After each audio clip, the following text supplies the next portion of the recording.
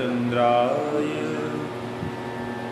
श्रीराधिकाय तदालय कृष्णाय कृष्णभक्ताय तद्भक्ताय नमो नमः।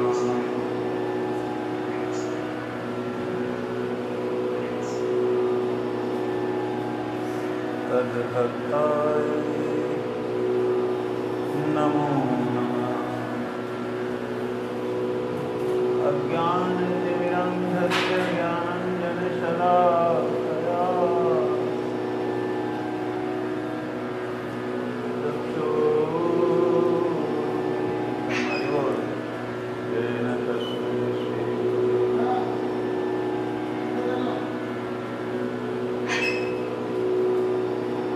नमो महावदन्याय कृष्णप्रेमप्रदायते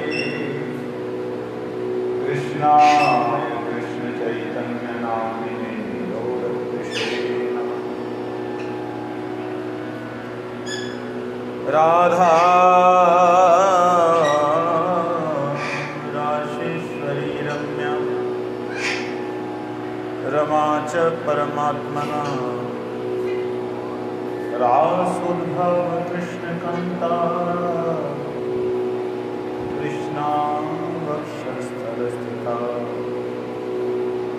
कृष्णप्राणाधिदेवी च महाविष्णु प्रसूरति सर्वद्या विष्णुमाया च सत्या नित्या ब्रह्मस्वरूपा परमानंदिता निर्गुणा परा त्वं च वृन्दावनतटभूलोकतटवासिनी गोलोकवासिनी गोपी गोपिका गोपमातृका सानन्दा परमानन्दानन्दनन्दनकामिनी वृषभानुसुता शान्ता कान्ता पूर्णतमा तथा काम्या कलावती कन्या तीर्थपूता सतीशुभा वृन्दाय तुलसीदेव्यै प्रियाय केशवस्य च कृष्णभक्तिप्रदे देवी सत्यवत्यै नमो नमः। श्रीकृष्ण चैतन्य प्रभु नित्यानंद श्री अद्वैत गदाधर श्रीवासादि गौर भक्तवृंद। हरे कृष्ण कृष्ण कृष्ण हरे हरे हरे राम राम राम हरे हरे।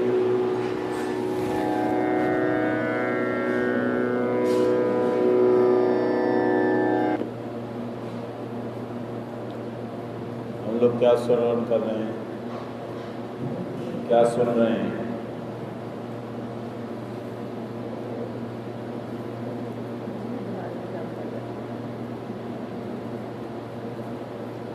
तो फिर बैठने का पहले दिमाग काम नहीं कर रहा था।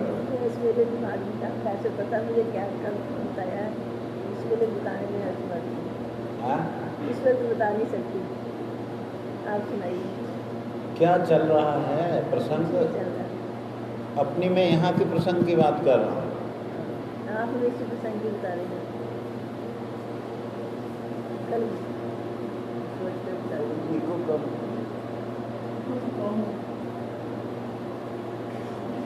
ये नहीं एक मिनट। हरे कृष्ण। ब्रह्मा जी के बारे में बता रहे थे।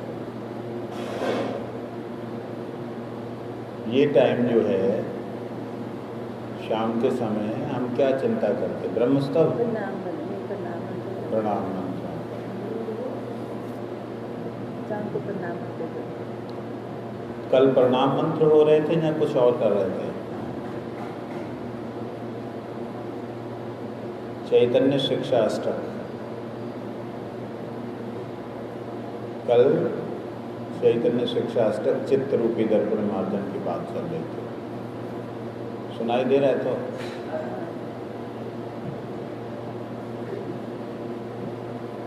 चित्त रूपी दर्पण के मार्जन की बात चल रही है कि चित्त रूपी दर्पण का मार्जन। चित्त को दर्पण रूप क्यों कहा था, इसके बारे में बात हुई।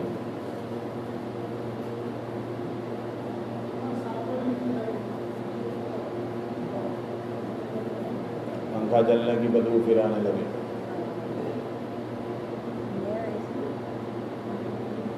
चलने दो। तो जयदेव,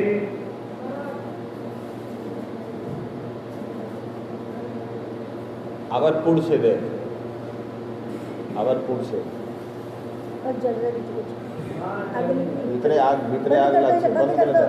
आग निकली बीचो वो निकली वो तार सड़ रही है पीछे। भीतरे आग लग से सामने तार सड़ रही है। कहते आग दिखाई दे रही है। तो तार कर रही है, वो सड़ रही है। जो वायरिंग किया ना उसका जोड़ ढीला रह गया, वो तार सड़ रही है। तो लाइट ही लग।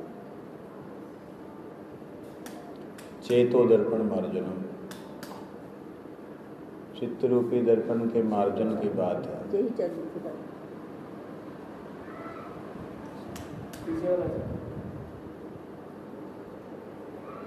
पानी भर के है।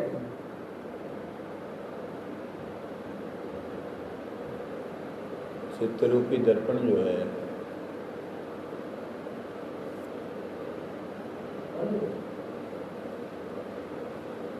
तो क्या है, उसको दर्पण क्यों कहा, इस बारे में चिंतन चल रहा था।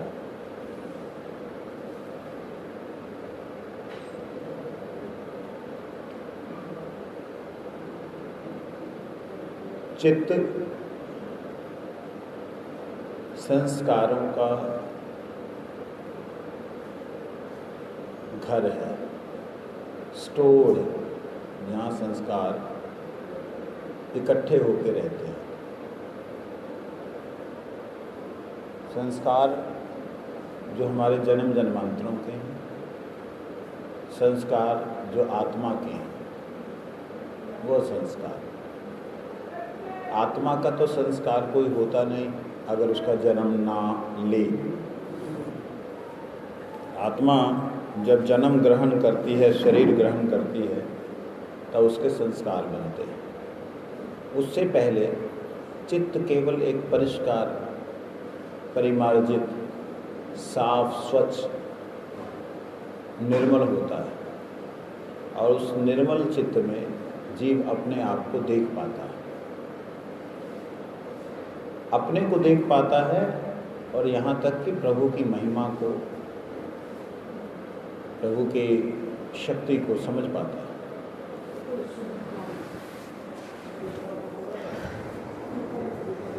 हम लोग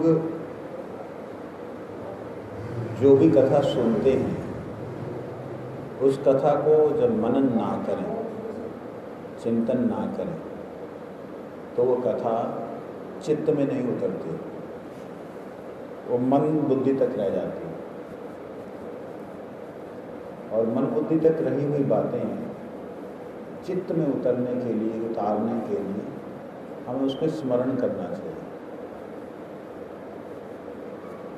और स्मरण करने का तरीका है, किसी को सुनाओ, कोई नहीं मिले तो खुद सुन को खुद समझो, मनी मन उसको रिवीजन करो, तब कहीं जा कर के भाग्य से जो बातें हैं वो हमारे बुद्धि को समझ में आती है। बुद्धि को समझ आने से वो विवेक को वो इंडिकेट करती है कि हमारा विवेक है। विवेक एक ऐसी जगह है या ऐसा एक प्रकोष्ठ, जिसको बोलते हैं एक ऐसा सेंटर है हमारे बुद्धि में ही विवेक एक ऐसा सेंटर है जो निर्णय करता है, पहले जो हुआ उसके बारे में सोचता, भविष्य में क्या होगा अगर मैं ऐसा ही करूँगा उसके बारे में निर्णय करता है, और वर्तमान को उसके अनुसार चलाता है। वो बुद्धि का ही एक केंद्र है। देखा जाए तो बुद्धि ही विवेक को पैदा करती है, लेकिन वो बुद्धि जब तक सद्बुद्धि ना हो जाए, सद्बुद्धि होती है सत्संग से, जब तक सत्संग के प्रभाव से बुद्धि सद ना हो जाए, सद मतलब जो हमेशा रहने वाली, बुद्धि तो हमेशा रहने वाली हो नहीं सकती, हाँ हो नहीं सकती, लेकिन फिर भी भगवान की तरफ लगी हुई बुद्धि को ही सद्बुद्धि कहते हैं। तो बुद्धि सद होती है सत्संग से, सत्संग से ही सद होती है।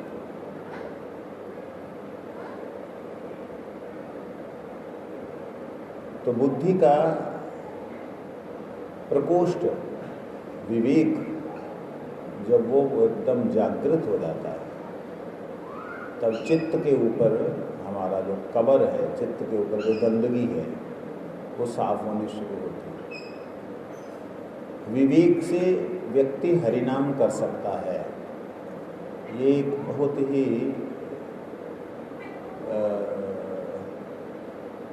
जटिल और प्रैक्टिकल, जटिल और जीवन में उतारने वाली प्रक्रिया है। तो आप तो इसको जानते हैं कि कैसे जो है विवेक हरिनाम करता है, अर्थात बुद्धि किस प्रकार से हरिनाम में लगती है वो आपको मालूम है, मगर इसके लिए विशेष अभ्यास चाहिए होता है, वो हर किसी का नहीं होता। हर कोई व्यक्ति करना भी नहीं चाहता, अभ्यास होता भी नहीं है। इसीलिए ठीक है, लोगों को कहानियाँ सुना दो और कथा सुना दो, उससे लोग सोचते हैं हम लोग भजन करते हैं, हम भक्त हैं, इतने में हमारा कल्याण हो जाएगा। ठीक सोचते हैं, सोचते रहे, धीरे धीरे सोचते सोचते कभी ना कभी तो विवेक जागृत हो ही जाएगा। विवेक के द्वारा भगवान का नाम कभी ना कभी तो इस जन्म में, अगले जन्म में, 100 जन्म में हो ही जाएगा। लेकिन जो निश्चय कर लेते हैं कि मुझे इसी जन्म में भगवत प्राप्ति करनी है, जहाँ मुझे भगवान की कृपा को प्राप्त करने के लिए जो भी साधन करना पड़े मैं करूँगा, वह व्यक्ति भाग्य पे सब कुछ नहीं छोड़ते। वह व्यक्ति अपने भाग्य के ऊपर भरोसा नहीं करते, वो भगवान की कृपा पे भरोसा करते हैं और अपनी सेवा में और नाम में, भगवान के नाम में लग जाते हैं। वो अपनी प्रत्येक क्रिया को भगवान की सेवा में लगा देते हैं। ये एक प्रक्रिया है, तरीका है। सो जब चित्त रूपी दर्पण मार्जन होता है, वह किस प्रकार से क्रिया करता है, मतलब आपका जो चित्त है, जो आपकी चैतन्य आत्मा की चिंतन शक्ति, आपकी चैतन्यता जब शुद्ध होती है तब होता क्या है, वो होने के बाद उसका लक्षण क्या है, ये एक सबसे बड़ा पॉइंट है। अक्सर जो कथा वक्ता हैं, जहाँ हमें इस श्लोकों की व्याख्या बताने वाले हैं, वो चित्तरूपी दर्पण मार्जन होता है, यहाँ तक ही रह जाते हैं। लेकिन उसका लक्षण क्या है, साफ हुआ या नहीं हुआ। हम अपने आप को शुद्ध समझ रहे हैं, लेकिन हुआ या नहीं हुआ, इसका लक्षण क्या है? इसका लक्षण है अपनी स्थिति का ज्ञान। मैं कैसा हूँ, कितना सा हूँ, क्यों हूँ तो दिखाई मैं स्वयं को क्यों नहीं देता। ये सब चीज़ों का ज्ञान होता है।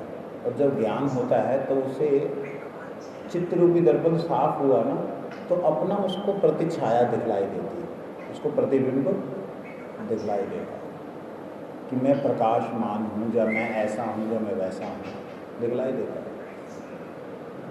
फिर भगवान के नाम की महिमा उसे दिखलाई देती है, भगवान का नाम उसके सामने प्रकट होता है।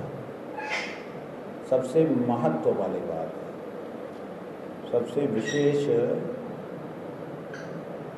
बड़ा सूत्र ये है कि भगवान का नाम जो है वह प्रकट होता है।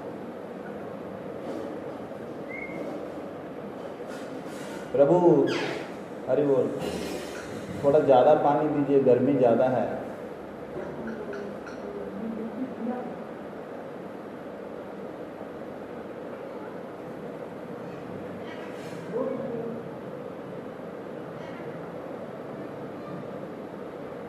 नीचे मिट्टी गीला नहीं है।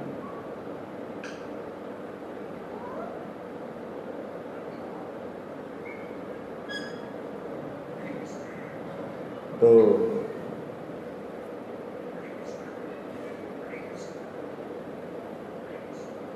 जब मन साफ होता है तब व्यक्ति का बुद्धि शुद्ध होने लगती है। जब बुद्धि शुद्ध होती है तब उसका विवेक जाग जाता है। जब विवेक जगता है तब चित्त जो है वो मार्जित हो जाता है। लोग अपने मन को ही चित्त कहते हैं, इतने वक्ता हैं, वो मन को ही चित्त कहते रहते हैं। वास्तविकता में चित्त और मन में बहुत बड़ा अंतर है, और इस मन और चित्त के अंतर को अगर कोई समझ पाता है तो उसे हरिनाम करने का एक अलग आनंद आता है। खैर, जो हम विषय पे गंभीरता में थोड़ा उतरते हुए चलेंगे, तब वो देखता है कि हे प्रभु, आपकी महिमा अपरंपार है, कोई भी नहीं इसको पार पा सकता। मेरा तो क्या समर्थ है, मैं तो अदना सा छोटा सा एक नन्हा सा जीव हूँ, और जो पूर्ण शुद्ध भी नहीं हुआ, उसे अपने शुद्ध अवस्था में अशुद्धि नजर आने लगती है। समझे बात को? शुद्ध अवस्था में अशुद्धि नजर आने का मतलब वो देख पाता है कि कहाँ फंसा हुआ है। वो इस शरीर के उस केंद्र को समझ पाता है कि वो कहाँ अटका हुआ है, और उस अटकन को उस बंधन को जब वो देख लेता है तब निवेदन करता है कि मैं बड़ा दुर्भागा हूँ, आपकी इतनी महिमा, ऐसी शक्ति कि आपका नाम जो है वो एक बार उच्चारण करने मात्र से जीव के अनंत जन्मों के संचित कर्म खत्म हो जाते हैं।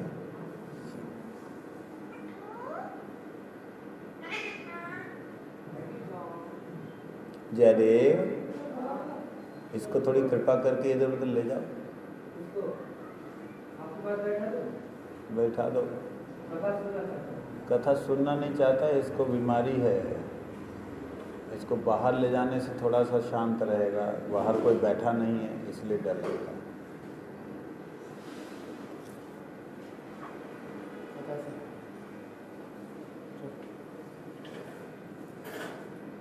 ये पानी गिराएगा, गिरा देगा।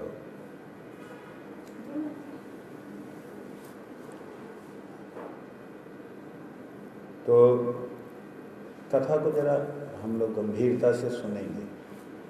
अगर गंभीरता से नहीं सुनेंगे समझ में बिल्कुल नहीं कुछ आएगा।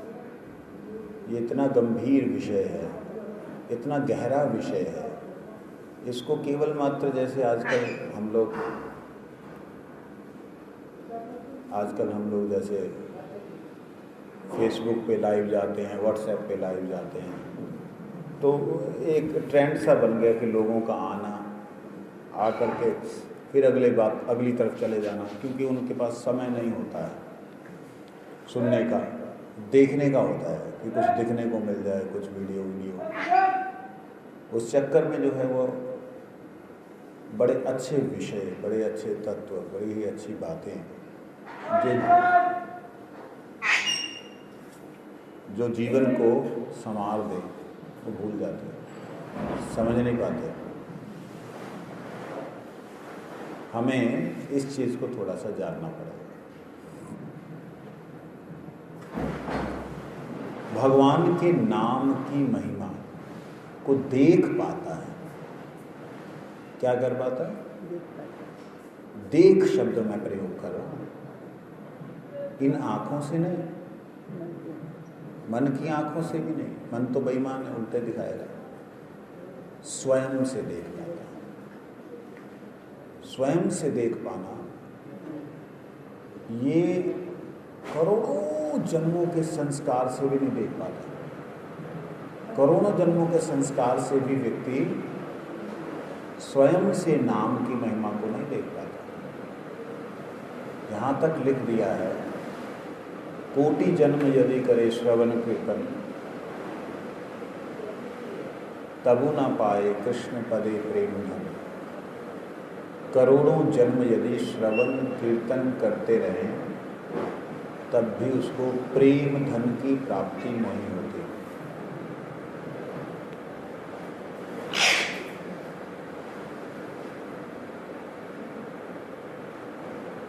उसको प्रेम धन की प्राप्ति नहीं होती। भगवान के चरणों में अनुराग नहीं होता, करोड़ों जन्म करने पर भी। उसका कारण कि जब तक विवेक का जागरण नहीं होगा, तब तक हरि कथा उसके चित्त तक, कीर्तन उसके चित्त तक नहीं प्रवेश करेगा, नाम उसके चित्त को नहीं मार्जित करेगा। विवेक का जागरण बहुत जरूरी है। और विवेक, मैंने दोबारा बोलता हूँ, बुद्धि का वह प्रकोष्ठ है, बुद्धि का वह सेंटर है जो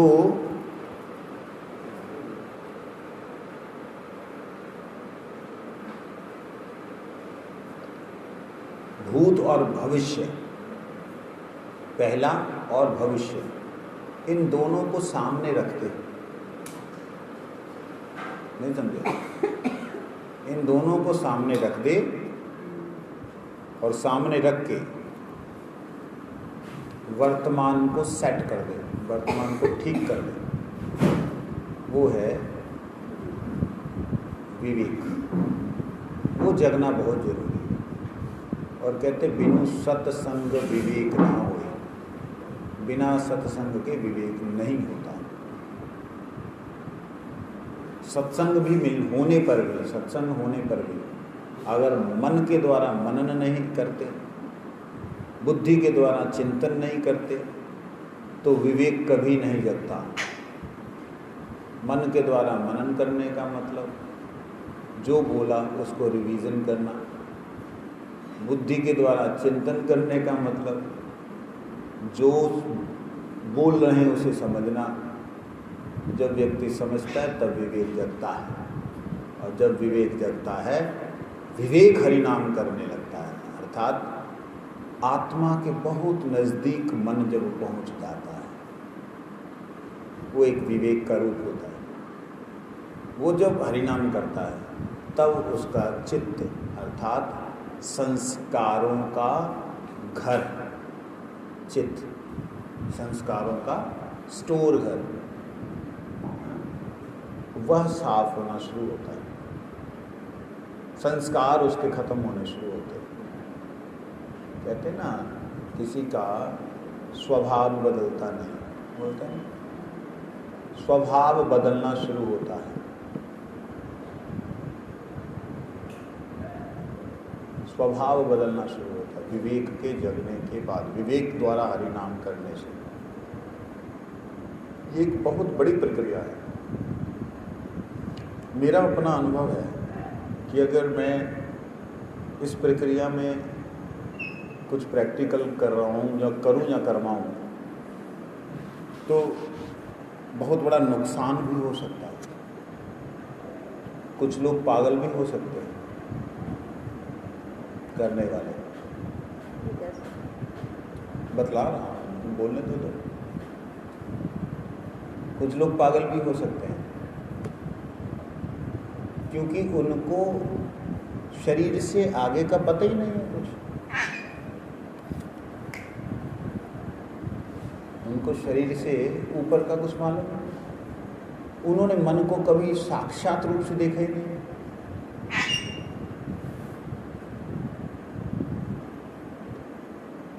इसको आज सवेरे से बोलने को नहीं मिला ना, इसको बाहर छोड़ा, बाहर छोड़ दो और क्या।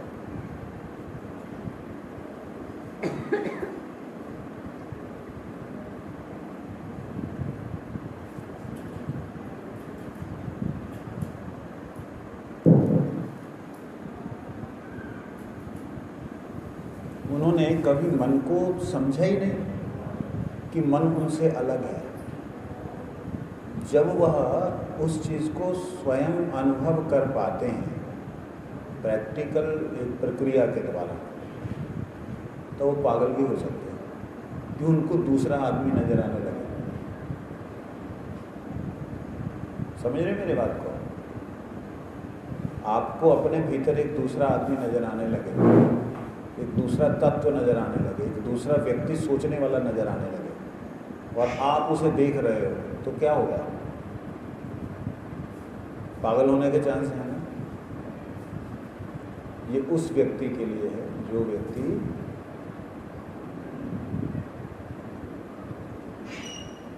इतना ज़्यादा गहराई में उतरा नहीं है। मैं जो बातें आज कर रहा हूँ एक अलग मूड में,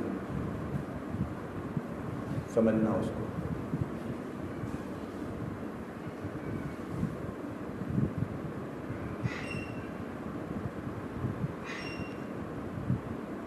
हाँ गोविंद, हाँ बोल रहा है।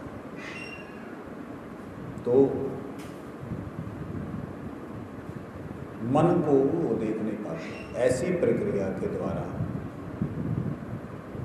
कोई व्यक्ति शरीर भी छोड़ सकता है। वो कोई लाखों में एक, अगर लाख व्यक्ति इसका प्रयास कर रहे हैं, उसमें से कोई एक व्यक्ति ऐसा भी हो सकता है जो शरीर छोड़ दे। समझे नहीं? और करोड़ अगर कोई कर रहे हैं तो उसमें से कोई एक व्यक्ति पूर्णतया जाग करके, शरीर मरा हुआ पड़ा है, मन बुद्धि अहंकार खत्म हो गए हैं, प्राय निष्प्राण पड़े हैं, और वह आत्मा से नृत्य करता हुआ प्रभु के सामने अपनी सत्ता का पूर्ण अनुभव करता हुआ, नाम के आनंद में डूबता हुआ तुरीय अवस्था का अनुभव कर पाता है। कोई करोड़ में एक साधक। तुरीय अवस्था होती है मन बुद्धि अहंकार से ऊपर की अवस्था, समाधि से आगे की अवस्था। समाधि में अपना ज्ञान नहीं होता, तुरीय अवस्था में अपना ज्ञान होता है। और तुरीय अवस्था से एक ऊपर की अवस्था है, वह भक्त की अवस्था है। उसमें भगवान का भी ज्ञान होता है, उसमें भगवान का भी ज्ञान होता है। तो ये चेतो दर्पण मार्जनम का मतलब केवल इतना नहीं है कि आपका चित्त साफ हो गया। इतना बोलने से महाप्रभु जी की जो इतनी बड़ी उन्होंने हमें सौगात दी है, उपहार दिया है, उसका केवल चित्ररूपी दर्पण मार्जन हो जाता। बोलने से उपहास सा लगता है मुझे। मार्जन होने के बाद में उसे नजर आता है, दिखता है नाम, नाम का रूप, नाम का गुण, नाम की लीला। उससे फिर नाम ऐसे नहीं जैसे हम लोग लेते हैं। उसको नाम का रूप जब नजर आता है तो सोचो कैसे लेगा वो। हाँ, कैसा रूप नजर आता है?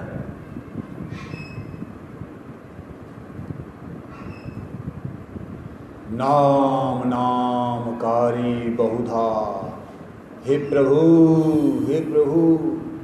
आपके नाम, बहुत नाम है आपके। अरे वाह वाह वाह वाह, बहुत नाम है आपके। वो नाम करने वाले भी अनेकों हैं, बहुत नाम करने वाले हैं, अलग अलग नाम करने वाले हैं। निज सर्वशक्ति तत्र अर्पिता, आपने अपनी संपूर्ण शक्ति उसमें अर्पित कर दी नाम में। सारी शक्ति वो देख पाता है। अब तो हम सुन रहे हैं ना, वो देख पाता है, अर्पण कर दे।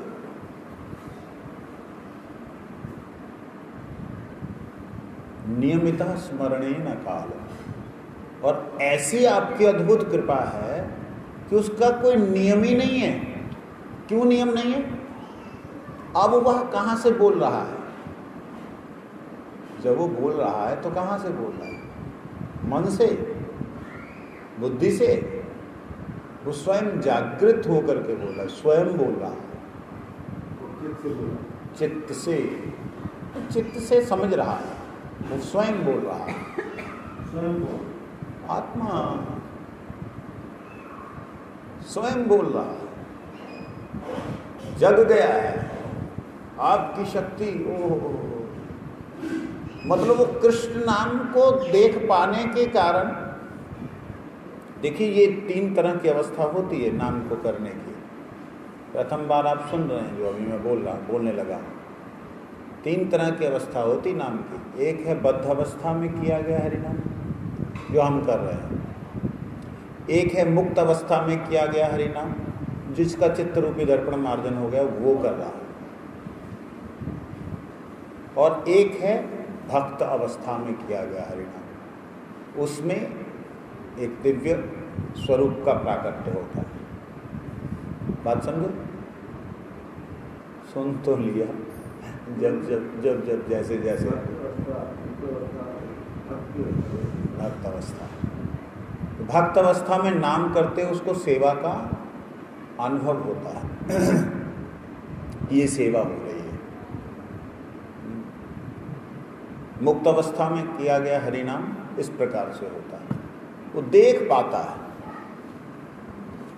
लेकिन मुक्त और बद्ध अवस्था के भीतर की एक अवस्था है,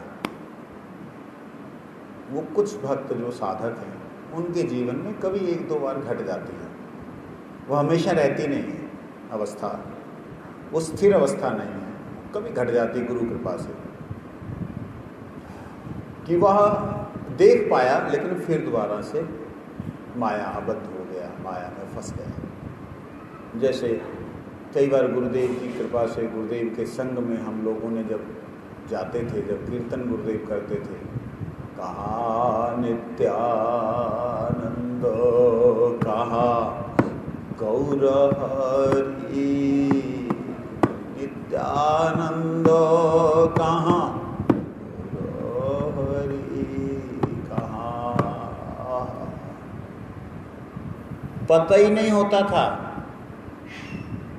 हमें जो कि बद्ध जीव हैं, पता ही नहीं होता था कि हम किधर हैं। वो वर्तमान जो समय होता था, वो आग से तपती हुई धरती, वो अनुभव नहीं होती थी। वो पत्थर और कंटरीले रास्तों के ऊपर चलना, वो दुखदायी नहीं होता था। हमारी वो कोई अवस्था नहीं थी, याद रखना इस बात को। हमारी वह कोई मुक्त अवस्था नहीं थी, वो उनकी कृपा की अवस्था थी, वो उनके संग का प्रभाव था। उस संग के प्रभाव से गुरुदेव ने थोड़ा सा दिखला दिया कि देख, नाम जिस दिन कृपा करेगा, चित्त रूपी दर्पण जिस दिन मार्जन होगा, उस दिन तुझे नाम का अनुभव होगा। ये तो मैं तुझे अपने संग से करवा रहा हूँ। उनके अंदर ऐसा भाव नहीं होता, ध्यान रखना। वो अपनी सेवा में होते हैं। लेकिन मैं इसको बीच में इंजेक्ट कर रहा हूँ कि ऐसा एक समझो वो हमारे पे कृपा करते हैं, या हेतु की कृपा। और ऐसी अवस्था में कभी कभी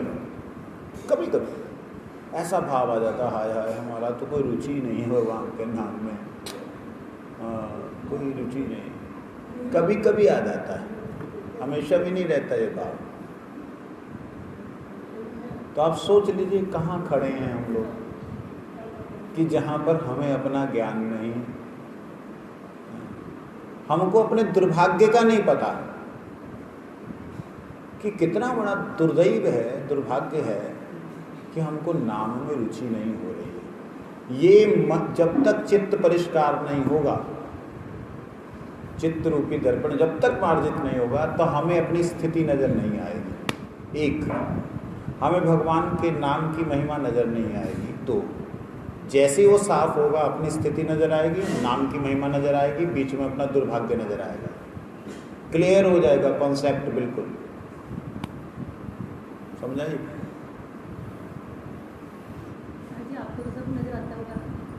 होता नहीं होता बेटा, एक बात ध्यान रखना। मैं आपको एक माता, सॉरी माफ़ करना, मैं ऐसे कभी बेटा बूटा बोल देता हूँ, ध्यान रखना एक बात। मैंने बोला कभी ऐसा समय आ गया कृपा से, वो अनुभव हो गया, और सब समय वो स्थिति नहीं रहती है जीव की। स्थिति नहीं रहने के कारण जीव अपने आप को मुक्त समझ ले कि मेरे को तो समझ आ गया, फिर और गिरने के 100 चांसेस बन जाते हैं। समझ लगी? इसलिए मुक्त अवस्था में और भक्त अवस्था में अंतर है। मुक्त अवस्था आगे जाके आएगी, अभी तो उसका चित्त रूपी जो दर्पण है केवल साफ हुआ है। आगे भव महा दावाग्नि निर्वापणम, जो हमने श्लोक सुना, वो चित्त रूपी दर्पण का प्रभाव है। मार्जन जो हुआ, साफ जो हुआ, उसका प्रभाव है, जहाँ उसका रिजल्ट है नाम कार्य करेगा। समझ लग गई? हेलो, लग गई? आगे चलो। आगे है भव महादावा अग्नि निर्वापणम। भव कहते हैं जिसमें भोग और बंधन हो, भोग और बंधन, उसे कहते हैं भव। व्यक्ति इस संसार में भोगता है और बंधन में फंसता है। ये पूरे के पूरे जितने भी ब्रह्मांड हैं वो सब भव के नाम से जाने जाते हैं। भव सागर के अंदर बहुत से ब्रह्मांड हैं, उनमें से हम लोग भी एक भव में, संसार में पड़े हैं। और इस भव के अंदर बहुत तरह के भंवर हैं। भंवर जानते हैं? भंवर जैसे सागर के अंदर वो जो लहर अलग होती है, भंवर होता है जो ऐसे ऐसे गोल गोल घूमता है, जिसमें अगर जहाज फंस गया तो वो रसातल में घुस जाएगा, उसको निकालने वाला कोई नहीं है, कोई नहीं निकाल सकता। उसे कहते हैं भंवर। भंवर में बड़ी लंबी एक उसकी बनती है, सर्कल सा बनता है, चक्कर बनता है, और अगर पहली दूसरी तीसरी लहर में है वो निकल सकता है। जो व्यक्ति अंदर की लहर में आ गया वो कोई नहीं उसको रोक सकता, वो अंदर जाएगा ही जाएगा। हाँ, जिसमें भी हवा में भी होता है कई बार भंवर जो है, चक्रवात जो है, वो चक्रवात जल में भी है, हवा में भी है। तो वो जो भंवर है, भव महादावा अग्नि, उस भंवर में आग लगती है। आपने कभी अनुभव किया कि नहीं? जल में अग्नि टकराव होता ना, तो उसमें अग्नि दिखाई देती है। रात को जब भंवर चलता है तो उसमें अग्नि होती है, बिजली की तरह चमकता है। नहीं समझ में आएगा तो रात को जब बादल बादल से टकराते हैं तो आग दिखलाई देती है ना, बिजली गिरती है, कड़कती है, वो होता क्या है, वहाँ बिजली थोड़ी बन रही होती है। पानी पानी से टकराया तो आग। तो जहाँ पर दो वस्तुओं का घर्षण हो, दो वस्तुएं आपस में घिसे, वहाँ आग सी जलेगी। तो उसे कहते हैं भव संसार। दावा अग्नि, दावा अग्नि शब्द बोला है पेड़ की, जंगल की आग। दो पेड़ों के घिसने से आग जले, उसे दावाग्नि कहते हैं। तो संसार के अंदर दावाग्नि सब जगह ही है। हम अपने अंदर ही द्वंद्वों में जल रहे हैं। एक मन कहता है ऐसा कर, बुद्धि कहती ऐसा ठीक, वो कहता है ऐसा ठीक, आपस में जलते रहते हैं। मेरा अनुरोध है, आज जो लोग कथा सुन रहे हैं इसको दोबारा 2-3 बार जरूर सुने। तो वह भाव दावा अग्नि जो है, गुरुदेव कहते हो क्या है? गुरुदेव कहते हैं भाई का भाई से झगड़ा, एक पार्टी का दूसरी पार्टी से झगड़ा, आस्तिक का नास्तिक के ऊपर अत्याचार, नास्तिक का आस्तिक के ऊपर अत्याचार, एक धर्म दूसरे धर्म का तर्क वितर्क में झगड़ा। इस प्रकार से आपस में उन लोगों का जो टकराव है उसे कहते हैं भव दावा अग्नि। कहते हैं निर्वापणम, खत्म हो जाती है। कब होती है? जब चित्त रूपी दर्पण मार्जन हो गया और फिर मार्जित मार्जित चित्त से, मार्जित अवस्था से हरिनाम कर रहा है लगातार। फिर मन भी शुद्ध हो गया, बुद्धि भी शुद्ध हो गई, शरीर के अंदर भी जो है उसकी क्रियाएं शुद्ध होने लगी हैं। ऐसी अवस्था में जो उसकी हरिनाम बंद नहीं होता, तो क्या शब्द बोलते हैं? भव दावाग्नि, भव महादावाग्नि। अर्थात उसको इस संसार का कोई भी द्वंद्व जला नहीं सकता, कोई भी द्वंद्व नहीं जला सकता। ये बात समझ में आई? उसे इस संसार का कोई भी द्वंद्व जला नहीं सकता। निर्द्वंद, द्वंद्वातीतो, वो ऐसी अवस्था में पहुंच जाता है। कैसे होता निर्द्वंद द्वंद्वातीत? वो होगा कौन? उसका लक्षण क्या है? उसे हाँ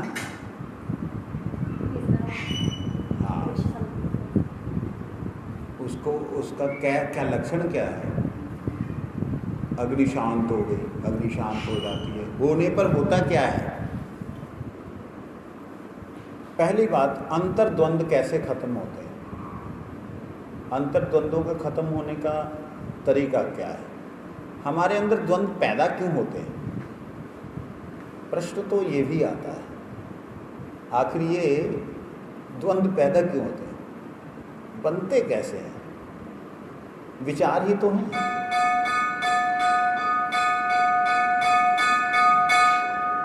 आरती का समय हो रहा है। ये विचार ही तो हैं। ये द्वंद बनते कैसे हैं और द्वंद पैदा कैसे होते हैं? नोट कर लेना थोड़ा सा एक बात को। ये हमारे भीतर की जितनी ऊर्जा है, जितनी शक्ति है, जितने जीव हैं, उन जीवों के अलग अलग प्रकोष्ठ हैं, अलग अलग ग्रुप्स हैं। उन ग्रुपों के जो आवेग है, वो आवेग ही अग्नि का कार्य करते हैं। समझ लगी? इसको नोट कर लेना, कल को इसको आगे बढ़ाएंगे। वंशा कल्पतरुष्कृपासिता नाम पावनेभ्यो वैष्णवेभ्यो।